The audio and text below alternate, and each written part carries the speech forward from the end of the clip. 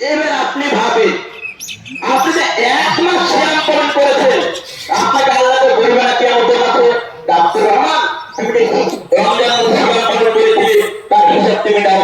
একথা বলবে? একথা বলবে না। কি বলা হবে? তুমি যে দুনিয়াতে নামাজ পড়তে কি পড়তে না তার হিসাব দাও। সর্বপ্রথম আপনাকে সালাত সম্পর্কে প্রশ্ন করা হবে। যদি আপনি এর জবাব দিতে না পারেন, আপনার সিয়াম বলেন, যাকাত বলেন, হজ বলেন, উমরা বলেন, যত পৃথিবীতে নেকি করেছেন সব ক্যান্সেল হয়ে যাবে,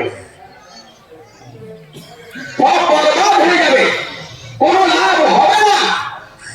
তাই আমি আপনাদেরকে বলতে চাচ্ছি, যারা এই নিয়ত করে মসজিদে ঢুকেছেন তাদেরকে বলছি, ভাই এই রমজান মাসটা ছিল পবিত্র মাস, এই রমজান মাসটা ছিল মানুষকে পরিবর্তন করা মাস, এই রমজান মাসটা ছিল মানুষকে হেদায়েতে পৌঁছে দেওয়া মাস, এই রমজান মাসটা ছিল মানুষকে জান্নাতে নিয়ে যাওয়া মাস, এই রমজান মাসটা ছিল মানুষের দোয়া কবুল করা মাস।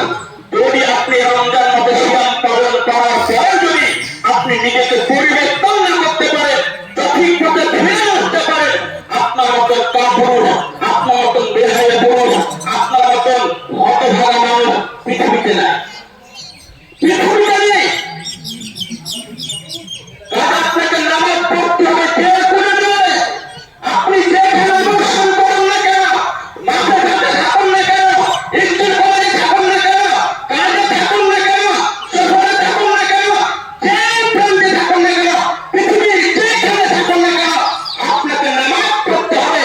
কারণ যে ব্যক্তি নামাজ পড়ে না, অনেক আলেম ওলামাদের মাসলা আছে, অনেক মুহাদ্দিস কিরামদের মাসলা আছে, অনেক ইমামদের মাসলা আছে, সে ব্যক্তি মুসলিম নয়, সে ব্যক্তি মুসলমান নয়, সে ব্যক্তি কাফের, সে ব্যক্তি কাফের। আপনি বললেন কথা বললেন, আমাদেরকে কাফের বললেন, তাই আমি আপনাকে বলিনি। মুসলিম পড়বে হাদিস শুনুন, জাবের রাদিয়াল্লাহু তাআলা আনহু বলেন, রাসূল সাল্লাল্লাহু আলাইহি ওয়াসাল্লাম বলেছেন, বাইনাল আবদি ওয়া বাইনাল কুফরি তারকুস সালাহ। মুমিন বান্দা আর কাফের বান্দার মধ্যে পার্থক্য হলো সালাত। বুঝা গেল?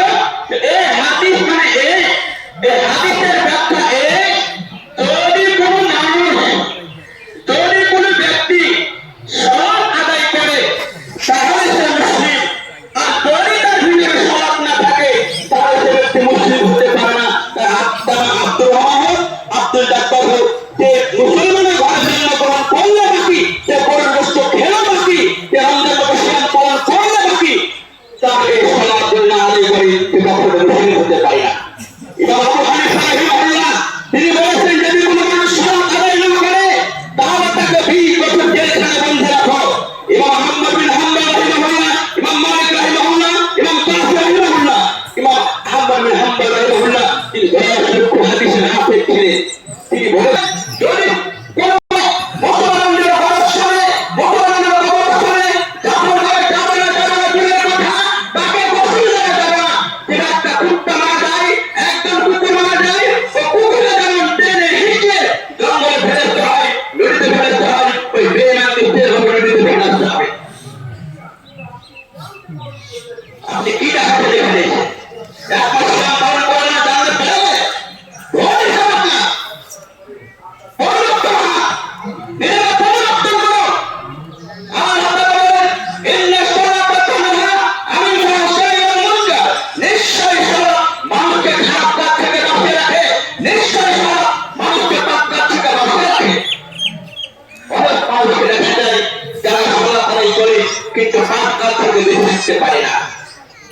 আবার কিছু মানুষকে দেখা যায় দীর্ঘদিন পাপ কাজ করে আসে, সালাত আদায় করে, চতুর্থে আস্তে আস্তে পরিবর্তন হয়ে যায়।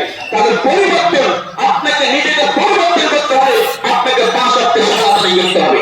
মনে থাকবে, আপনাকে 5 ওয়াক্ত সালাত আদায় করতে হবে। যারা ফজরের সালাত আদায় করেননি, আপনাকে কে দেখে নামাজ পড়তে? কে দেখে আপনাকে ঈদের মাঠে? আমি আপনাকে ডাকিনি, আগে ডাকেন আপনাকে।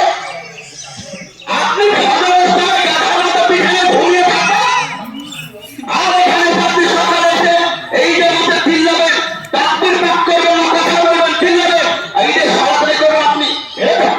ফজরের সালাত ত্যাগ করে আপনি সেই সুন্নাতে মক্কার মধ্যে আপনি সেই সালাত আপনি আদায় করতে পারবেন? ফজরকে ত্যাগ করে? মনে রাখবেন। রাখবেন একটা কথা, কিয়ামতের মাঠে আপনাকে সবার খারাপ সময় জিজ্ঞাসা করা হবে। যদি আপনি ঘরের খারাপ না আদায় করেন, আপনি কিয়ামতের মাঠে আপনার কি অবস্থা হতে পারে, আপনার কিয়ামতের মাঠে কি হাল হতে পারে। একটা ভয়ঙ্কর হাদিস শুনেন, এই হাদিসটা বলি। রাসূল সাল্লাল্লাহু আলাইহি ওয়াসাল্লাম বলেছেন, দুইজন ব্যক্তি আমার কাছে আসলেন। হাদিসে এরা করছি না, লম্বা সময় হয়ে যাবে, বাংলার সাথে বলছি। আল্লাহ নবী বলছেন